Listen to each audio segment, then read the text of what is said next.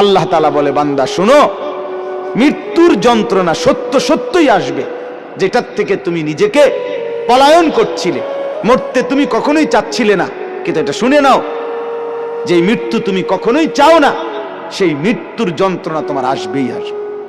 সাকরাতুল মউত, হাত্তাকে এমনকি আল্লাহর নবী সাল্লাল্লাহু আলাইহি সাল্লাম পর্যন্ত ইন্তেকালের পূর্বে নবীজি হাদিসে স্পষ্ট আছে, আম্মা জান আয়েশা বলছেন, নবীজি সাল্লাল্লাহু আলাইহি সাল্লাম একটা বাটির মধ্যে পানি দিছে, আর নিজের পবিত্র ডান হাত মোবারক দিয়ে হাত দিয়া এই বাটির পানির মধ্যে চুবাইতেছিলেন, আর কপালের ঘাম মুছতেছিলেন নবীজি, আর বলতেছিলেন, লা ইলাহা ইল্লাল্লাহ ইন্না লিল মাউতি সাকারাত, আল্লাহ আপনি ছাড়া আর কোনো ইলাহ নাই, আহা মৃত্যুর তো বড়ই যন্ত্রণা।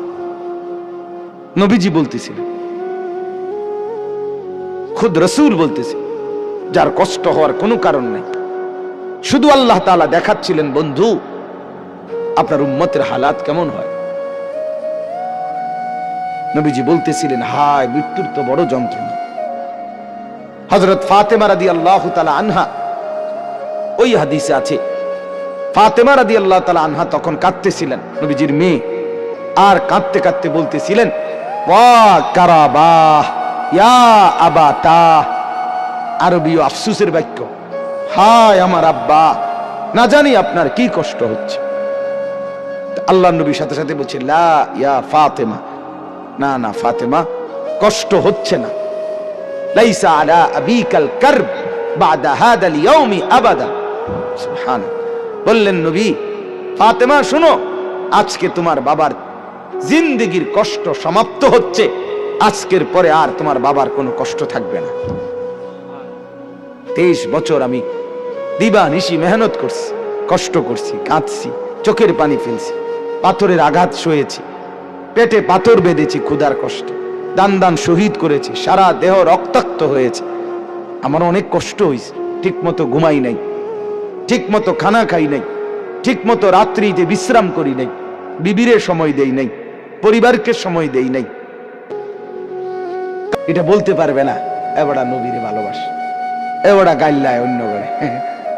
আমার খুব হাসি আসে, জানে কি জবাব দিত এগুলারে, কি তো জবাব দিব, মেয়ে কি জন্য জবাব দিব?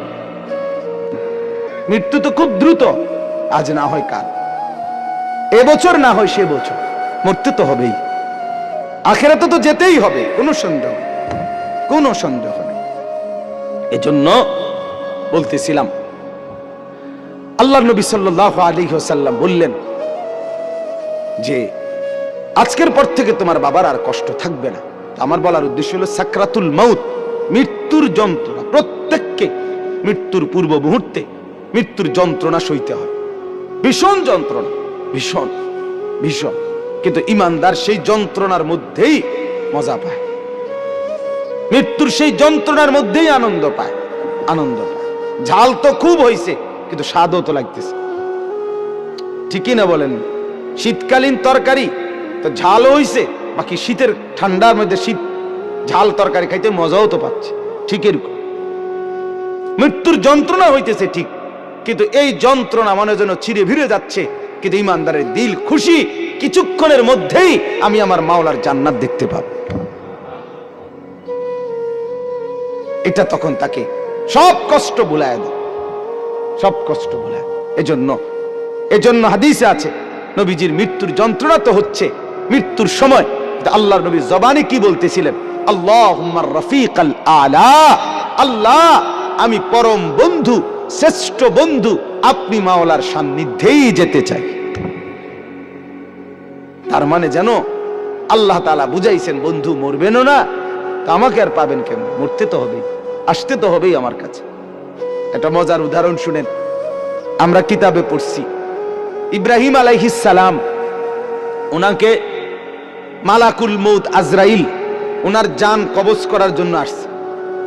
তা আসার পরে আজরাইল জি বলছে, হে আল্লাহর নবী ইব্রাহিম, আমি আসছি আপনার জান কবজ করতে, আপনি যাবেন? ইব্রাহিম আলাইহিস সালাম তখন মালাকুল মউত আজরাইলকে বলছে, আজরাইল কি বললা এটা? আচ্ছা তুমি আল্লাহকে একটা কথা জিজ্ঞেস করো, গিয়া যাও, একটা প্রশ্ন আমার, বলছে কি বলেন? তখন ইব্রাহিম আলাইহিস সালাম বলছে আল্লাহকে তুমি গিয়া বলো আয়াকবিজুল খলিলু রূহা খলিলিহি, কয় বন্ধু আরেক বন্ধুর কি জান কবজ করে? বন্ধু কি বন্ধুরে মাইরা ফেলে?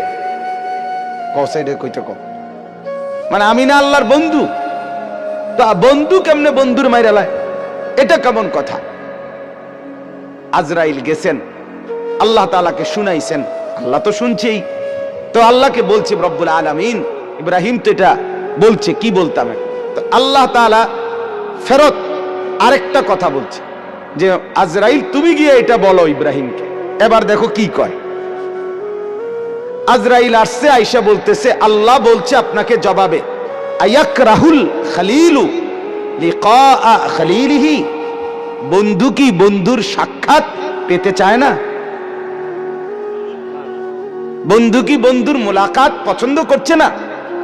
বন্ধুর সাক্ষাতে যাবেন না? ইব্রাহিম আলাইহিস সালাম সাথে সাথে বুঝে ফেলছে, হায় আচ্ছা, তো আসলে মৃত্যু না, এটা তো আমারে মেরে ফেলা না, এটা তো আমার রূহ কবজ না, বরং আমাকে তো আমার মাওলার সাথে মিলায়া দেওয়া। তখন সাথে সাথে উনি বলছে ইকবিদ রূহি আল আন ইয়া মালাকাল মউত, হে আজরাইল মালাকুল মউত, এখন আমার রূহ কবজ করো, আমি বন্ধুর কাছেই যেতে চাই। তাহলে সাকরাতুল মউত, মৃত্যুর যন্ত্রণা সহজ হয়, লাঘব হয়, আসানি হয় যদি কোনো মৃত্যু পথযাত্রী মুমূর্ষ ব্যক্তির সামনে সূরা ইয়াসিন তেলাওয়াত করে। আমার বাপ সুন্নত, সুন্নত মৃত্যুর আগে, মৃত্যুর পূর্ব মুহূর্তে কোন বান্দার জন্য কোরআন থেকে পড়া, এটাই হলো মূলত সুন্নত, এটাই সুন্নত। মৃত্যুবরণ করবার পরে পড়া এটা সুন্নত না, এটা সুন্নত না। মৃত্যুবরণ করার আগে পড়া সুন্নত। এরপরে বলে তো কখনোই পড়ানো না, সেটা হলো স্বাভাবিকভাবে আমার আব্বার জন্য আমি দোয়া করব, তার জন্য কোরআনুল কারীম পড়ে পড়ে দোয়া করা, সেটা তো হলো সব সময়ের আমল আমার। কিন্তু এটাকে একটা রসম বানায় নেওয়া, নির্দিষ্ট নিয়ম বানায় নেওয়া, মরছেন তো এইবার 10 জন দিয়ে এবার নির্ধারিত পদ্ধতিতে নির্দিষ্ট এই সময়ের ভিতরেই পড়াইতেই হবে, দোয়া পড়াইতেই হবে, খতম পড়াইতেই হবে, এর মাধ্যমে তাকে কবরবাসীর বা মৃত ব্যক্তিটার উপকার পৌঁছাইতেই হবে। এখন এভাবেই, এটাই নিয়ম, এটাই সিস্টেম, এটা সুন্নত না। এটা কি না বলেন না? সুন্নত না, সুন্নত নয়।